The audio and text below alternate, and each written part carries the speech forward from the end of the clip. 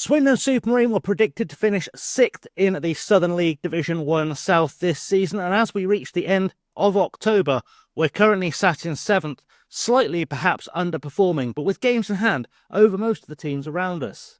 But our form hasn't been terrible, and in fact, in this episode today, we're going to be facing Tavistock in the league, followed by an FA Trophy game against Plymouth Parkway. But as always at this level, there is drama, and we have had 5 players leave us this season, and some of them have been quite important for us, at least on a squad level. Sidney Blah was our backup striker. He's left us on a free to join Baldock Town. He only played 2 games for us in the league, but he was very much our first choice off the bench. Dan Wall was another backup striker, and again, he's left us on a free to join Grantham Town. Twana Changa has joined Bridgewater, which is a slightly less of a loss, but he was a very big prospect for the future, as we can see from our scout report. But perhaps the biggest loss is Joe Selman, who's gone to join Corinthian. He was our backup right back, and he was very much getting involved in games for us, played 6 times, but again left us on a free, I guess because of a lack of first-team football, because he can't get past Max Hemmings. What that means is, as we go into our first match of the episode against Tavistock, we do have a slight problem in that we now have no backup right back. Beardwell, our star striker, is out for 2 months injured. We only have one other striker option in the squad, in Afeje. So we've been left a little short-handed. We're also a little bit light in midfield, which is a problem I'm going to have to try and overcome in the transfer market over the next few weeks, just to try and get us back to where we were, to be honest, as a squad. But for today's game, we're going to be playing with Pennell in goal. It's going to be Hemmings, Blythe, Grant, Petrinsky, Edge, Larkins, Betts, Gray, Monk and Afeje. On the bench, Clark, Foy, Lipus, Rout and Kern. And hopefully we'll get a good result today, because I'm a little bit worried about the depleted squad, and trying to find replacements for them that aren't going to cost us the earth has been a real problem. So for this first game, we're going to say the media are giving you a lot of credit. Go put on a worthy display. People seem happy, and you can see some of our problems is that we've got players who just aren't fully fit, but I can't really rotate them out, which is a problem. But Kian Larkins is back from his injury, which is nice to see. He's been back in the side, back to performing, getting himself back to match fitness. And hopefully he'll be able to provide us with something a little bit special in midfield today. It's not going to be the end of our youngsters who've come in and filled gaps in the meantime, but it is giving us a little bit more strength to deal with as we play Tavistock. And I feel like this is a team we should be able to beat. We should be able to get the better of Tavistock and push ourselves back up into the playoffs. This isn't, I believe, one of our games in hand, but we're getting there, as their manager apparently has chosen tracksuit today, which is a choice, I suppose, as we've got Monk on the ball early on. Are we going to get early highlight? Of course we're not. Let's, before we get too deep into the game, because I may have skipped the league table, this is actually one of our games in hand, which is quite helpful. So if we have a look at Tavistock, they sit in 4th, we're in 7th. There are 6 points between us. If we can get a result today, we will be in a very, very good position, I think, to push forth for the playoffs and promotion in our first season. And now we've got Purnell rolling out to Blythe. He's been okay for us this season, despite only being a 2-star defender. He's done a decent enough job. Grant has been a little bit more suspect, but we're playing the ball nicely at the back, which is nice to see.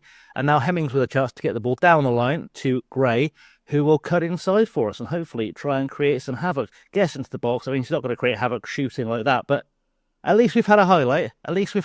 Which is a good start, I suppose. So Hemmings now on the ball for us. For Supermarine, down the far side, looking to make a cross, gets it over. Monk can't get there, at his back to the ball, to be fair to him. Petrinsky over the top, cross heads that one away, forced to Davis, and we've got to get back on the tackle. There we go, Petrinsky's in, back to Monk. Monk with a chance to cut inside. Can he score? I mean, that was wasteful. I'm not sure if that was supposed to be a shot or a cross, but it ended up being nothing of use. But we are the better team so far, I would say, on the stat, but we've had at least a shot on target, even if our XG hasn't been better. But we'll get there. Monk now on the ball for us, and it's safe to say we've not been necessarily pulling up trees. Monk goes to Grant. Grant with a ball across to Blythe, looking to build again from the back to Hemmings. Hemmings will look for a ball to Larkins. Larkins back to Hemmings. Hemmings over the top, looking for the run of, I presume, Afeje. Finds him. Afeje is in the box, and Afeje has put it wide. No left foot, I think, is probably the problem there. And the trouble we have is we have nobody that can replace Afeje up top, as we get a ball over the top from us, and Larkins has picked up the ball. Betts finds Monk. on the near side. Back heel to Petrinsky. Lovely stuff. Finds Monk again.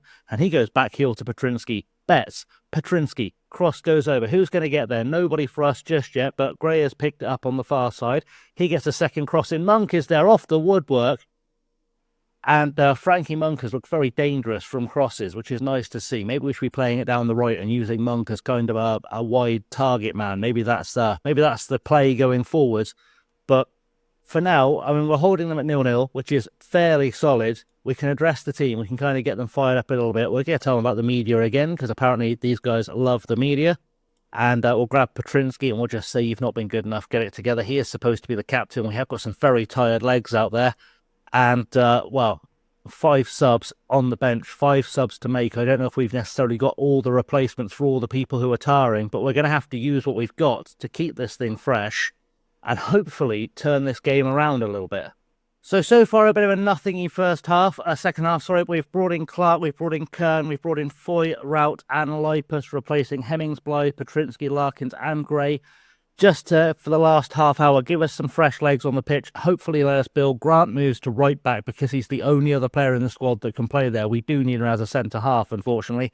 But if we can get something out of this game, I think we'll be doing quite well. I mean, 0-0, it's a point, but I'd like us to sneak something. I might just go positive to see if we can get a goal here as we get a lovely highlight of a ball going out of play, and we'll discourage the long shots because they've been no good. That was a rubbish highlight. That gave us nothing to go on.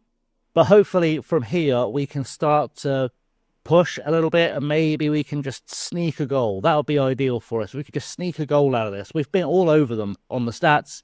We just need to turn it into something. And this is where having no options up top is really going to harm us, to be honest. So that's full time. It was down as a let-off for Tavistock. That puts us still in 7th in the league. Tavistock haven't really got him. Obviously, we've not closed the gap to anyone. But we are, I suppose, a point closer to Bashley and a point closer to Biddeford, who have got games in hand in the playoffs. So now we go forward. I'm going to try and get some players done, or some players in to fill those gaps. And we go and play in the FA Trophy. So before we go into our game against Plymouth Parkway, I have managed to solve at least one of our depth issues. I think he will be cup-tied for today's game. Roddy Collins has come in on loan to us from Sittingbourne. Can play right back, centre-half, centre-mid. Can fill in a bunch of other places as well. So the versatility is very helpful to us.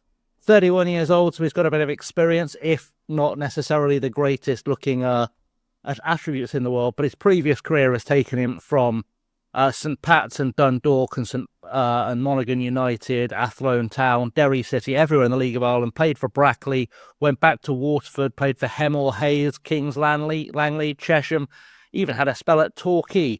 He's been around, but has never necessarily been a big league player. But hopefully just an extra body to help us through the next few games whilst we figure out our situation. I am waiting to hear back on a couple of other players. We have hopefully got a striker coming in as well to back us up. We'll see how that goes. So to my surprise, Collins is in fact eligible to play, despite having already played in the FA Trophy this season. The side is entirely unchanged with the exception of Foy replacing Petrinsky at left back, because Petrinsky didn't really have a great game last time. So we've got Collins also joining us on the bench. So hopefully we can get a result today. Let's go see if we can get through to the next round of the FA Trophy by beating Plymouth Parkway and get some extra cash in the bank. So as I've said, lack of striker depth is going to be a problem for us. They've managed to put out a full side, which is lovely to see. Parkway have apparently painted their entire ground yellow, which I guess is fun. It's good branding. We like that. Obviously, they are playing in the yellow. We're in our usual blue and white hoops, and we are on our way out for the FA Trophy, which hopefully will be a good game for us. I'm not sure we should have our goalkeeper playing in yellow in a game like this, but that's life. As Frankie Monk picks up the ball early. This is probably a nothing highlight, and it is a nothing highlight, but hopefully we won't have to wait long to get a goal coming in. Well, to say this game has been uneventful so far would be the understatement of the year. We've not had a highlight since the kickoff one. I've not edited anything out. This is the first highlight of the game, and it's Purnell picking up the ball. Can we hit them on the counter, maybe? And get a goal. Of course, we're going to play out from the back. Blythe goes short to Hemmings. Hemmings down the line looking for Gray. Gray turns it inside for Afeje to Monk. I've rested the players between games, so they should be a little bit better as Afeje gets the ball over the top. And Johnny Afeje scores. I thought that was offside. It's not offside. We are ahead. And Johnny Afeje has filled the boots up top as best he can. He is going to get some backup before next episode. That much I assure you, and then won't have to do all of the goal scoring himself, which is probably a good thing, because I'm not sure this guy's ever going to be a 20-goal-a-season striker at this level. But at least we are on the score sheet, and as things stand, nudging ahead into the next round of the FA Trophy, which is probably where we'll come back if we make it through. So that's half-time. It's been we've had 2 entirely uneventful games in this episode. I apologise. There's nothing I can really do about that. It just, luck of the draw sometimes. But we'll just tell everyone to carry on doing what they're doing, and hopefully we will get the result out of this. Max Edgecombe here on the left-hand side is apparently their best player. We've been keeping him very quiet, which is nice to see. Well, it's been a quiet game when I'm including us making subs as a highlight. Roddy Collins is going to make his debut at right back because Max Hemmings is starting to tire. Clark is going on at centre-half, Rout in midfield, and Lopez on the left to replace Frankie Monk, who's not having a great game. One sub held back. It's Petrinsky who's on the bench, so it'll probably be Foy that comes off, but not quite yet because Foy is actually playing fairly respectably, so that's good. We're also going to start playing for set pieces and just see if we can sneak a second goal to put this one beyond doubt, because it doesn't look like anyone's scoring another goal from open play at this rate. We have got a highlight. Shocking, there's 10 minutes left to go. It still wants us to discourage long shots, and we've got Plymouth Parkway on the ball, which is troubling because we could concede here, and I don't remember whether this goes to extra time, penalties, or replay, which could be fun. Pitts into the box for them. Luckily, he cannot shoot to save his life. And I guess we just kind of relax for 10 minutes now, knowing that there's almost zero chance anything's going to happen from here on out. Oh, we've got another highlight. Good. Rutter on the ball for Parkway. It looks like we're just going to get teaser highlights to see if they're going to score a goal. As Clark heads it down for Petrinsky to edge over the top, looking for a Fedge. He doesn't find him. Hall to Viola, I think that was. And Roddy Collins, what's he doing? What's he doing?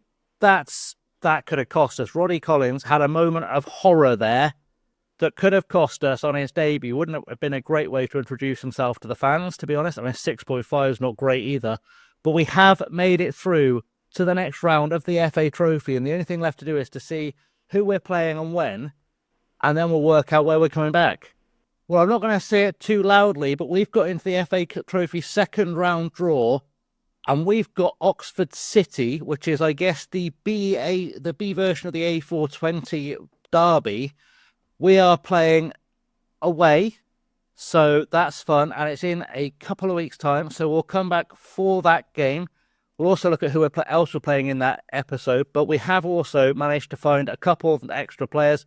Let's not get too excited by this first one. Mitchell Parker is literally just a warm body that can play up top if we need another striker in an emergency. He is on loan to us from Marlow. I don't even know which division Marlow are in. He was just the only striker interested. They're in the Southern Central, so the league across from us. He's played twice this year in the league for them. He's not really impressed anywhere. He's not a world-class player by any stretch, but at 29, just having that extra body in there, we're not paying any money. That should work out nicely for us.